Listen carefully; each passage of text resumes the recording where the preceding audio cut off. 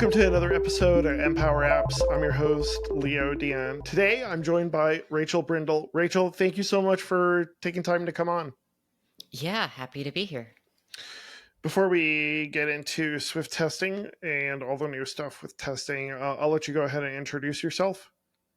Yeah, so I'm Rachel. I am a principal engineer at Autodesk, and I have been involved with testing, test-driven development, and such basically my entire career. So a lot of fairly deep knowledge of like how to go through and test things, as well as mentoring others in learning how to test code, how to deal with some of the how to write better tests that aren't brittle and won't break all the time and so forth. Awesome. So, what year did Swift testing come out? Was that last year?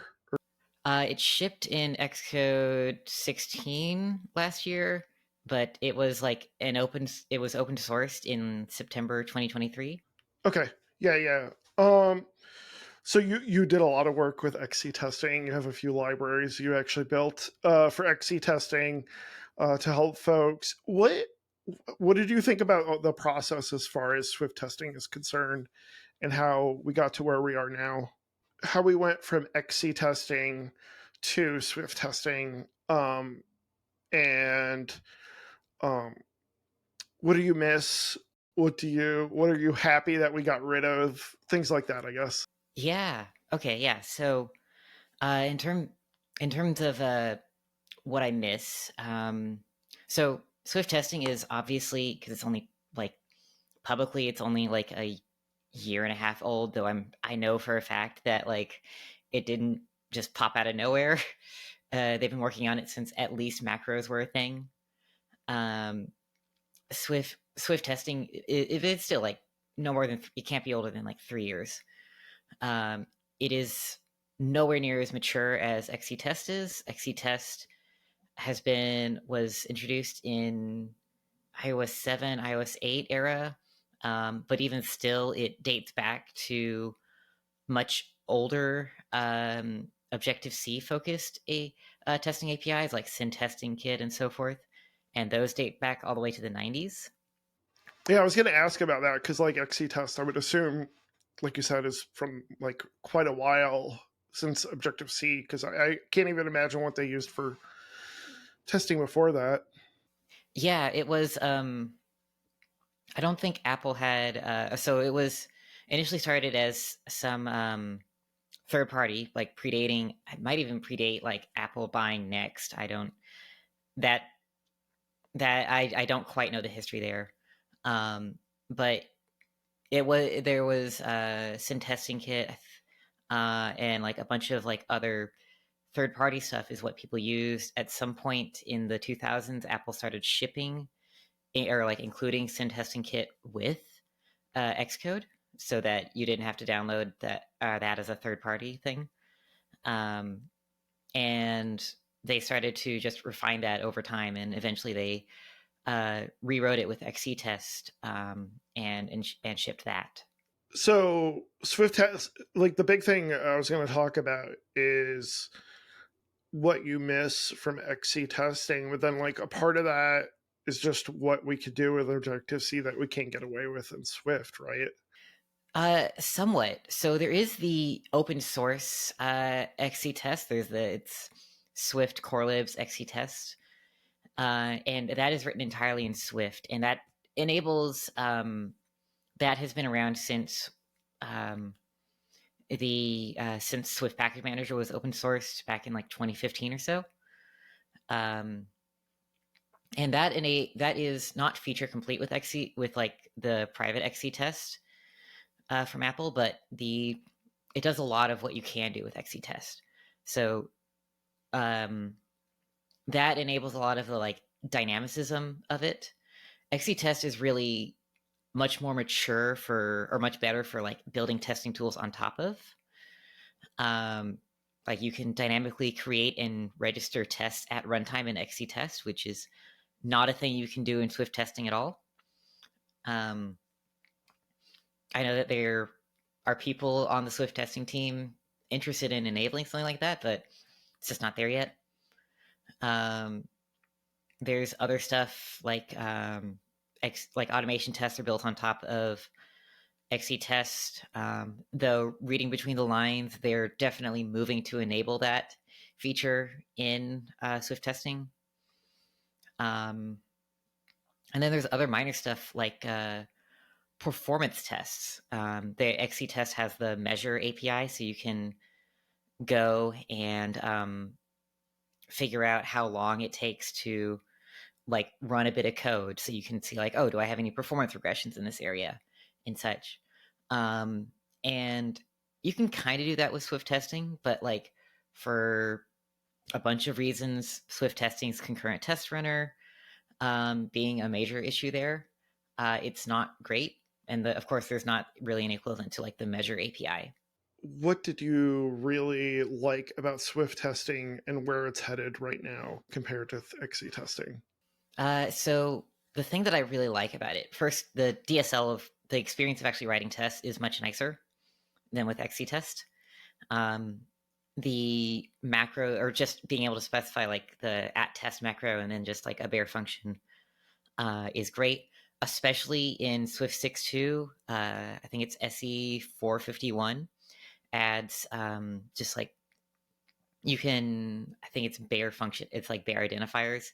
You can use like a backtick to, and then put just like an arbitrary string or nearly arbitrary string between backticks, and like that's the name of your function. So you can have like spaces, commas, and like punctuation and such in there.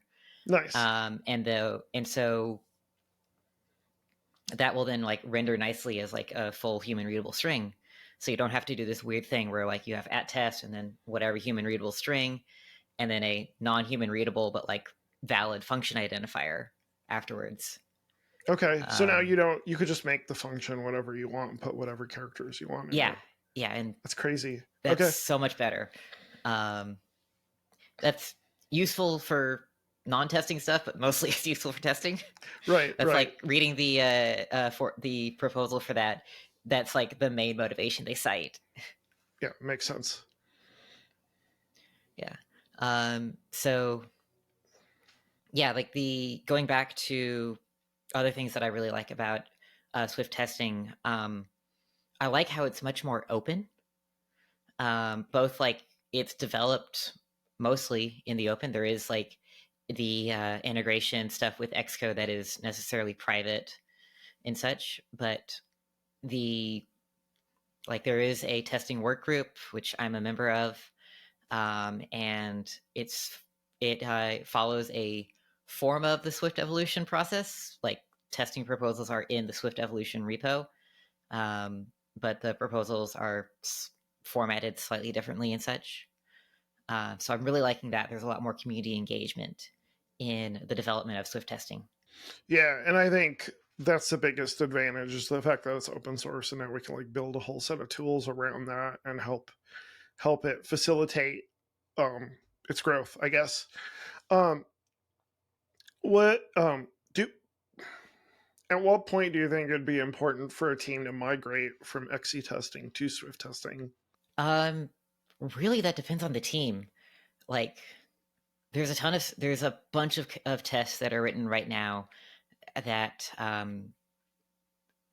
cannot be easily migrated, or like can't. It's not going to be an easy process to migrate it from XCTest to Swift testing. Yeah, so like anything that accesses like or modifies some like shared global state. Like if you have like a global like variable that's actually mutable, and you might like for like one specific test you might change it to some value, and then another test wants it to be some other value. Because Swift testing runs everything concurrently in process, then you're gonna run into issues if those two tests are ever actually like running at the same time. Should you be doing that in the first place? I mean, no, but like Okay, plenty okay, of that's people do that. right. Okay, I wanted to make sure. Okay. Yeah, yeah. I'm like in a way it forces you to be cleaner. Like you'll end up replacing that type of thing with like a task local or whatever. And that also brings along all the niceties of like you're now going to force your tests to actually like build under the Swift 6 language mode and all that such. But there are plenty of tests that exist right now that work perfectly fine in the world with XCTest, where it's only one test is running at a time in the process, that are going to be difficult to migrate to Swift testing. And then like, so really the other benefit is like it'll be a slightly easier to read stuff. You'll get faster runtime of tests because they can execute in parallel, and such. But like you're going to get slightly slower build times because macros take a bit of time. Even like toolchain macros, they just add a little bit more time to the compile time. Automation tests still aren't a thing, and so forth. But yeah, like if you have working XCTests, there's no reason to, unless you really want to, there's no reason to like go rewrite them into Swift testing. Would you write new tests in Swift testing, maybe? Yeah, so like that's the approach that I use. Like new components are written in Swift testing, but like if it's an existing component that already has tests written for it, then I'm just going to keep it in XCTest. So a big part of Swift testing, or maybe the big thing that kind of unlocks Swift testing, was macros. Do you think macros have a place in filling the gap when it comes to what's missing in Swift testing? Yes and no. So, well, for I guess to correctly answer, yes, they have a gap, but like they are very painful to write and maintain, as I'm sure you don't need to be reminded. Like I've looked at how the expect and require macros in Swift testing are implemented, and like mad respect to the people on the testing team who wrote them, because I do not know if I could. So, but like, and there's also the other stuff of like until very recently you had to rebuild Swift syntax for like third-party macros and such. That isn't really a thing now that we have like the cache Swift syntax as of like 16.4, or Xcode 16.4. But like there actually are places for macros. Like every so often, someone will post in like the Swift forums, the community showcase, about a library that uses macros to generate test doubles, conforming to like the like protocol specified. So like a test double is just kind of like a stand-in for the real thing. So like you might have like your type that has like some methods or whatever, and you have a protocol that defines that type. You might then use one of these tools to create a test double that automatically conforms to and implements like all of these methods, such that you can then either just directly pass it in and it'll work like in the thing, or you can like modify behavior, or you could even like examine how it was called and so forth. And like that's really cool to see, and that saves a bunch of boilerplate. Yeah, so that's like one of the main examples of like using macros to kind of fill in the gap and like do things that Apple probably isn't going to do, at least not with Swift testing. Yeah, you had this like mockable macro, which is really cool. I just started looking at that, um, because like that's one of the things people love about Objective C is everything is dynamic, so you can go in and swizzle and do all sorts of crazy stuff. Whereas Swift is super strict about that stuff. And like for good reason. Like outside of using tests to like mock out behavior, um, we might get into this in a little bit, but like this is part of what made testing UI kit like a lot less painful, was being able to swizzle out a whole bunch of stuff, which you can't even do any of that with with Swift UI. And like Swift UI is also nigh untestable. Yeah, well, let's talk about that. Like, that's one of the biggest complaints is how SwiftUI is testable. What does that mean exactly before we get into it? You can write tests for Swift UI, for code written using Swift UI. But you can only write automation tests for it. So that's like the XCUI test stuff that it works by spinning up your app in the simulator and then having another process that actually runs the test that uses IPC to interact with the app using the accessibility system. And out of the box, you can only like just interact with the UI and examine stuff in the UI. You can't like go in and examine like, oh, did this actually insert something into the database, or is the UI just lying to me? Out of the box, it's going to make like every single network request and so forth, which it's not really is not great for like testability and such. But there's a bunch of third-party stuff to make automation tests, or like to fake out network requests and so forth, and like enable you to better inspect stuff going on in automation tests. Well, like one thing I hear a lot about is snapshot testing as a way, which I think is from the Point Free team. So there are several ways you can do snapshot testing, and snapshot testing. The Point Free folks have a thing for doing that.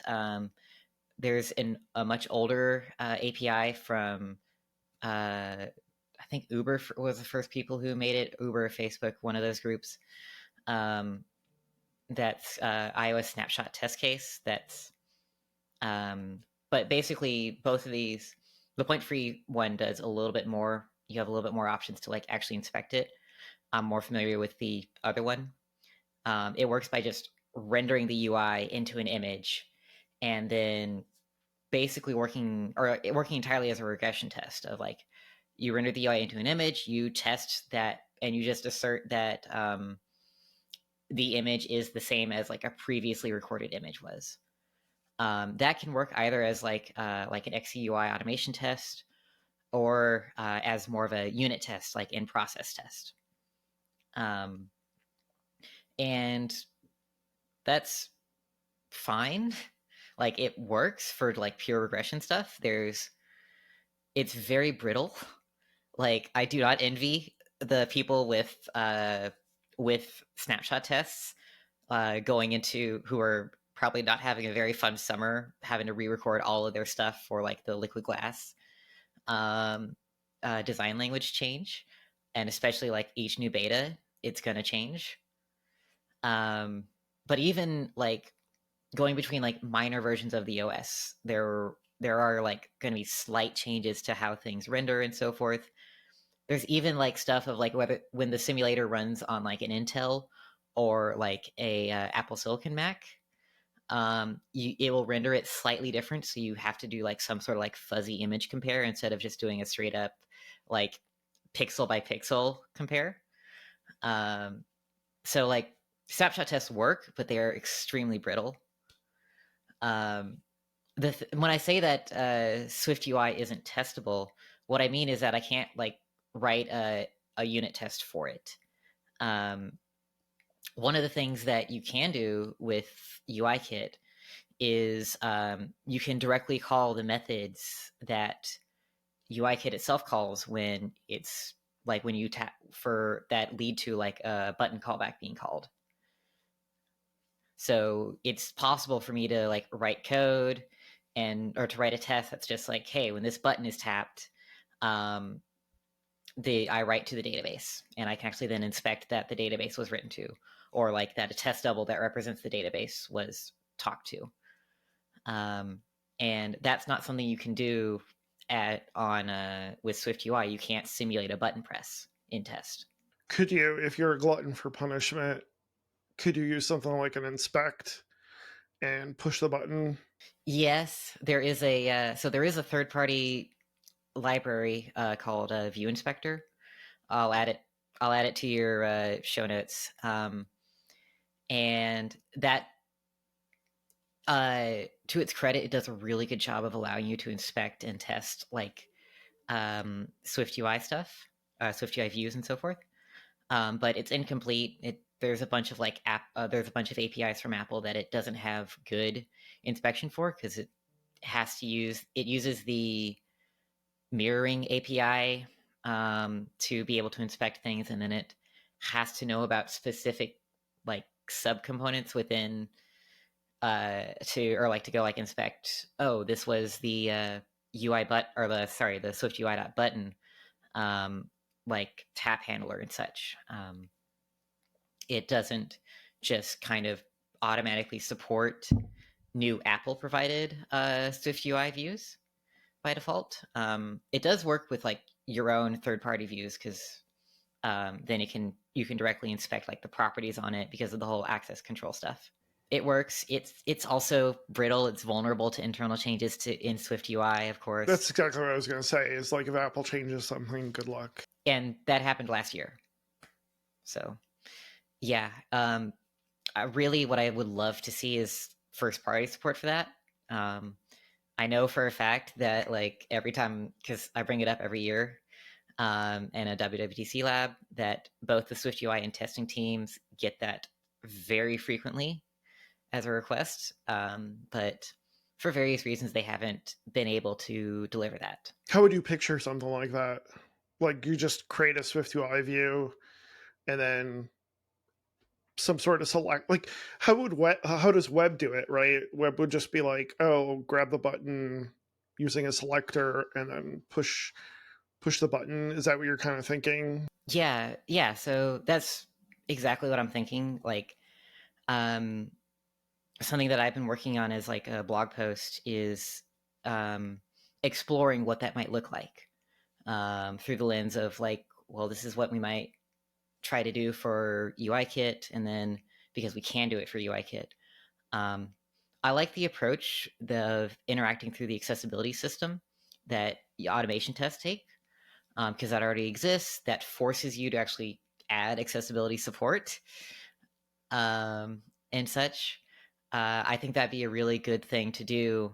Plus, it's also fairly like black box. Like you could call in an automation test, you can call like tap on an element that cannot be tapped. It's non-interactive, and nothing will happen. Like you won't get a compile error. It's just that nothing will happen, and your test will silently fail.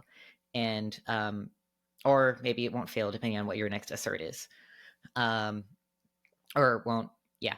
The That's something that I think is really powerful as like a direction to go to. Maybe not exactly mirroring, or definitely not exactly mirroring the public API of automation tests, but that's a great starting point of let's interact through the accessibility system to be able to like pull an element that should exist, but and then like be able to interact with it, test or tap on it, swipe on it, and so forth.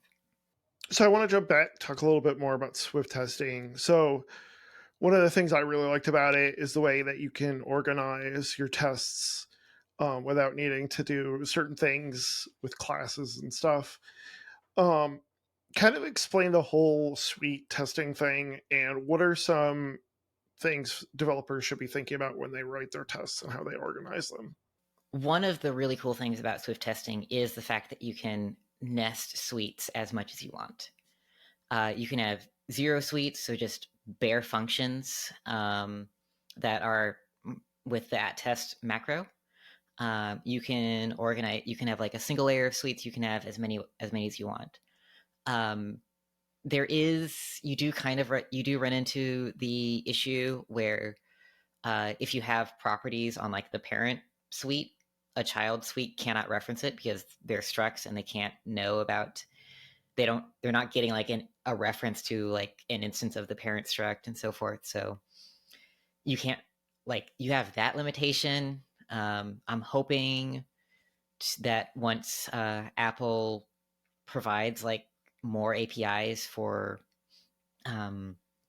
like dynamically adding tests and so forth dynamically, that there'll be community solutions to that, something like what the Quick framework provides for XCTest. Could you give like an example, like a use case of that as far as using a parent suite info or metadata? Yeah. So that's something like even just as simple as like having shared setup. So you only have to create the object being tested like in one place in the like init for the in like the parent or whatever, the outermost suite. And then later on, like you might have like a child suite that is just calling a method on that object that's being tested.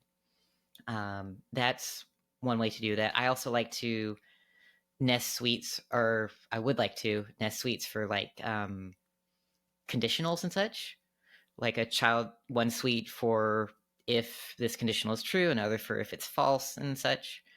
Um, because then you also get like the nice code folding capabilities, so that you can easily just say like, well, I don't really care about the positive case right now, so I'm just gonna fold that up and only look at the negative case.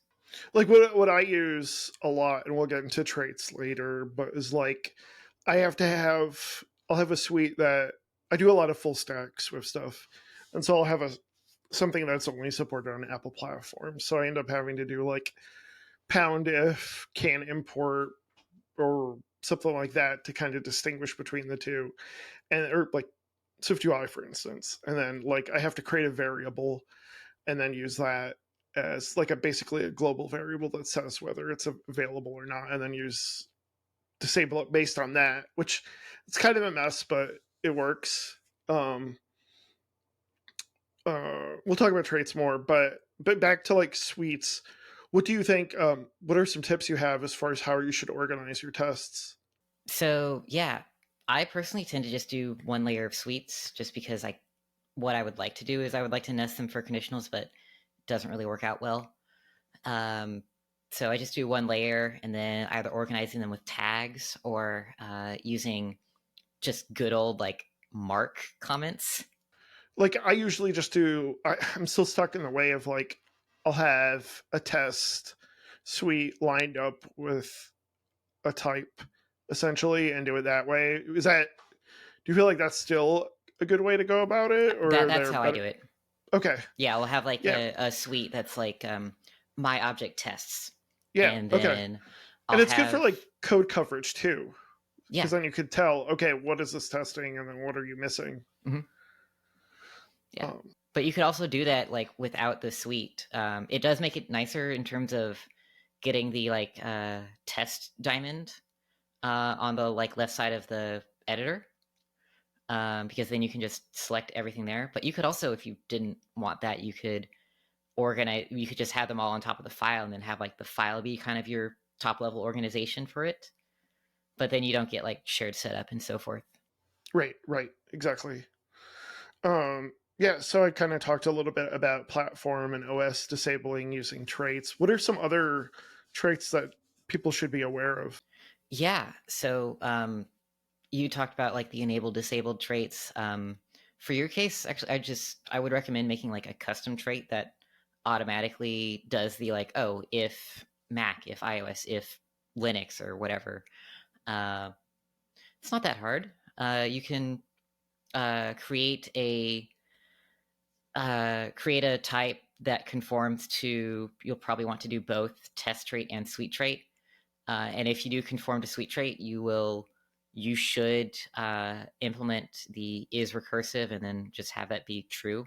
Is recursive means that for a suite trait, it also applies that trait to every single like child of it, all the tests, all the subsuites, and so forth. That makes total sense. And then I could just call disabled in there, basically. Yeah, but yeah, you can just have it say like this also is a disabled trait, or like this marks the test as disabled. I didn't quite look at how to do this prior to this, of course. Uh, yeah, but it shouldn't take that long to do. Um, there are the comment and bug traits, which just allow you to associate like text information with tester suite. There is the serialized trait, which forces the tests covered by that suite, or the like test, if in the case of like a parameterized test, to run like serially, so not concurrently. That has That's kind of weird because that only applies to like those specific tests. And in fact, if you have like two like sibling tests that both have like the serialized trait and you run them, but like the containing suite isn't serialized, if you run those, then like those two tests will actually run concurrently or like in parallel with each other. Um, Should you be doing serialized tests? Um, it's a thing that exists. I don't Especially have in a post Swift 6 world, like I haven't run into like a specific use case that needs it. I am 100% certain that that use case exists, otherwise it wouldn't exist. But like every single time that I've like reached for it, it turns out that actually what I should have just done is made um, whatever the thing that was forcing the thing to be serial to actually make it be thread safe, like change a global variable into a task local or something like that. what are some highlights about as far as like what's new this year that folks should really start looking at using in their tests? Okay, so the major new change is exit tests, which doesn't apply to iOS. That's kind of sad. Is this The big on like the server side team? Yeah, server side, even Mac development, Windows and such. Um, that's something that the sorry. Um, yeah, I'm having to like pull up what I wrote. Um, yeah, exit tests is they allow you to verify that code um, exits properly as you expect that it throws in or that like it returns an exit code. It it calls exit with like whatever the value you expect. It uh, throws like a signal or something like that. So you can basically say, hey, make sure the signal is the right integer, and then you can also take a look at standard error context, which is Yeah, so you can standard error context. What? How do you check that? That's what I'm trying to figure out.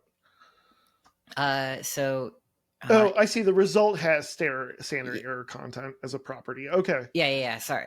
got it. Yeah, the example I wrote could have been better.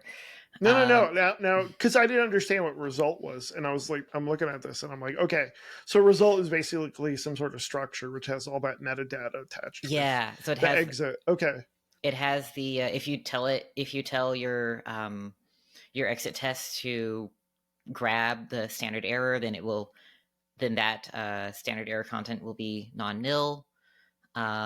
If you specify with standard output, it will also be a non-nil thing. Those are just an array of, I think it's uint8, but an array of, yeah, it's an array of uint8. It's an array of bytes um, that if you want to, you then have to like convert it to a string using one of the methods there. If you want to do a string comparison, there are like some weird beta bugs in there right now where it will like capture a lot more of the like standard error than you need, and that's just um, kind of how the like POSIX spawn API works. Yeah. Um, so yeah, it's but it works. It works really well. I'm really impressed with how this works. The uh, and you can't do this with XCTest at all. Like Apple has never added support for this. So if you wanted to verify that your function uh like had a precondition or such in it and that precondition worked as you expected, you had to go way out of your way to like construct something to do that, which no one has ever done in their life. Uh so it's really nice to have this. that totally sounds like a server side thing. Yeah. So really I think I Um, really want it to come to iOS. Um but like obvious like the sandbox in iOS is a thing and that's going to be difficult. But what's the use case for iOS? Because like if the app shouldn't crash, I mean it should right, just never crash, right? right. But you do have APIs where it's like, hey, I expect, for example, array.subscript, right? So, or like subscripting array. If you pass -1, then or if you pass like an out of bounds index, then it will you get a fatal error. And like that whether or not it should or should return nil or do or like throw an error or something that you can actually handle is another question. But that sort of thing exists, and we should be able to like handle that test case just to have like that coverage that it's working. I was about to ask that because 1,000 years ago, when I did an episode with on this very subject, I was asking like, how do you test for fatal error or precondition or assert or any of that stuff? Um, and the way we've had to do it is basically have a way to like overload it essentially. Um, but we don't have anything like that. And this which what it sounds like is this would work in that case, but then at the same time it wouldn't work on iOS. Is that correct? The way that I would approach this is well, I would either just not, or I would like put in like an injectable using like dependency injection, like a shim that just in actuality it calls, as you were just saying, like it just calls precondition in actuality, and then in test we can examine that it was called. Um, for this, I might either write like, if it's a cross-platform app, like I want to have it run on Mac OS and iOS, then I would just have it be covered under the test for Mac OS with like a pound if, or like if OS Mac OS stuff covering that. Um, and I don't know, maybe in the future they'll add this. Anything else about your article you wanted to cover?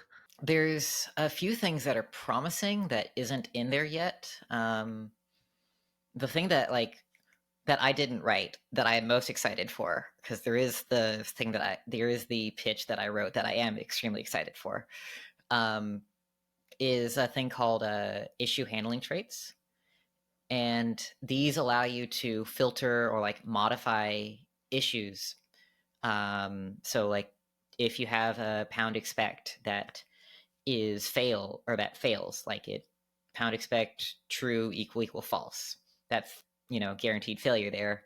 Then it allows you can specify a trait that allows you to modify the issue. You might want to convert the severity of it. You might want to change. You might want to just entirely drop it and such. That's really powerful. I'm really excited for that to happen. I don't think it's going to happen in Swift 6.2. But you think it's possible in the next 6.3, 6.4? Probably 6.3. It's actively being discussed. Yeah. There's other stuff there that's exciting from what it enables, like ranged confirmations, which were merged in Swift 6.1 and have been out since Xcode 16.3 earlier this year. The that is very much one of the like reading between the lines. This is a thing that they view as necessary for automation tests. So range confirmations is basically just you expect the callback to be called within some amount of range.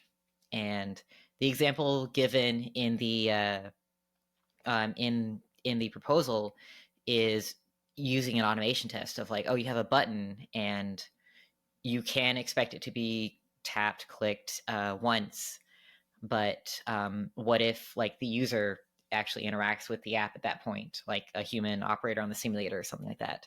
Like in that case, you'll get a spurious tap event, and it'll be, or you'll get like a tap event that the test wasn't expecting, and then you'll get a failure that you don't really care for. There's also, in that same vein, attachments were added. I'm just jumping around in this article. Sorry. The It's like any sort of like metadata you want to attach to a test. So this is already pretty useful to have as like I can attach like, oh, I might have like a generated like JSON payload in the test, and then for debugging reasons I want to, like debugging why a test failed, I want to be able to inspect what say this JSON was, so that I can more easily see like, oh, okay, this is actually an issue with my production code, or this is an issue with the test, or so forth. But they're also really useful in automation tests, where they're used for storing like oh my god, screenshots of what the app was doing at the time, or even like videos and such. The new I don't remember if the current Xcode does this, but I know that the like Xcode 26 supports recording video of like failing automation tests, which is really cool. So like that's a thing that you're gonna is probably not necessary, but like makes the experience of debugging automation tests doable and like much easier, especially when these things are running on CI. So I'm both of those are things that I'm really excited for in terms of what they enable um, in the future, even if I'm not really going to use them as much myself. So let's talk about it. Well, actually, before we get into that, you want to talk a little bit more about specifically your proposal regarding polling confirmations? Yeah. So one of the libraries that I maintain is called Nimble. Nimble is a I didn't write it. I just am the current maintainer. Um, Nimble is a library that I believe Swift testing took a lot of, or at least the pound expect and pound require APIs took a lot of inspiration from. I haven't asked to confirm this, but that provides a syntax for. It's also inspired by RSpec, so or Nimble is inspired by RSpec, so like there's that too. Um, it provides just a syntax for that's better than the XCT assert, in my opinion, for comparing, asserting that some behavior happened, something happened. One of the things that, or one of the features of Nimble is something that I call polling expectations, which is like the form is expect something to eventually something else. Um, so like expect 1 to eventually equal 2. And that's a bad example there, but like the idea of this of a polling expectation is that it will run the thing that you expect. So like it'll run the value being sent into expect is actually an auto closure or is a closure. So it'll just run that closure many times, polling it continuously until it passes the like what's called the matcher, in this case equal to. So in this case, or in the example I gave, that would always fail. But if you gave it like a method, and then that method might like change how its return value is over time, then that might eventually pass. This is something that like um, I think is really necessary for Swift testing to support. You can kind of do it as a third party, but like as I found actually implementing this as a pitch, there are problems with kind of the more naive solution or approach to this. So yeah, really in the article I give an example of like, all right, you call some method on on like a background task, and then in the test you want to say like, well, I want to confirm uh, that this eventually, the method being run in the background task, that it eventually like does its work. Mm-hmm. And that's precisely what this is doing. There are So, other like in examples. your example, it's like it keeps calling raised dolphins until the count gets up to 1, basically. Is that correct? Not quite. So what happens Okay. is that raised dolphins is called once, but as It's part called of in the the background because it's a separate task. Okay. yeah, Okay. as part of like the internal like um, implementation of it, it might increment the number of dolphins on it, and so then you're just checking like that is that eventually there is at least one dolphin there. I assume it would take some sort of time interval or like Yeah. duration. Okay. Yes. Because, yeah. All right.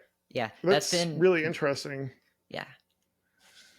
That's been like a thing of that's the time interval thing of like when to cut this off has been the most eye-opening thing about this, because of like the way that concurrent systems run, and also the way that like Swift testing's parallel execution runs. It Swift testing submits every single one of your tests to be run at once, and it submits it all to the Swift concurrency shared thread pool. So on your system, you might have that shared thread pool might have like 10 threads available. But if you have like 300 or so tests, to run, then it's still then it's going to run those all, and they might all be running concurrently, or at least all spend some amount of time on that like shared thread pool before like an await causes the next one to run. And so that presented an issue with the timeout, or like the desire to have like, oh, have this automatically timeout after like 1 second. If you have like 300, 3,000, 10,000 or whatever tests to run on it, and then your test gets run, you then like await to as part of this. There's no guarantee, and in fact, the more tests you have, the more likely, and especially in like resource constrained environments like CI, there's no guarantee that you will actually get that callback within that like 1 second timeout.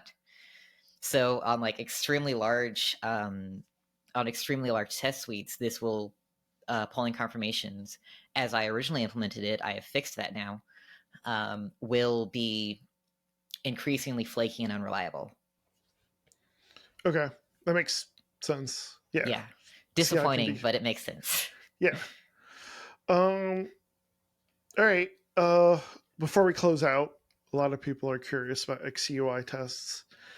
They're still very much tied to the old Objective-C APIs and things like that. What do you see as the future of that, as far as being more Swift friendly, I guess? I mean, it's got to be like Swift testing support. There's a lot of those APIs are very stringly typed. So ideally, there'll be some way to make them not be as much. There is, I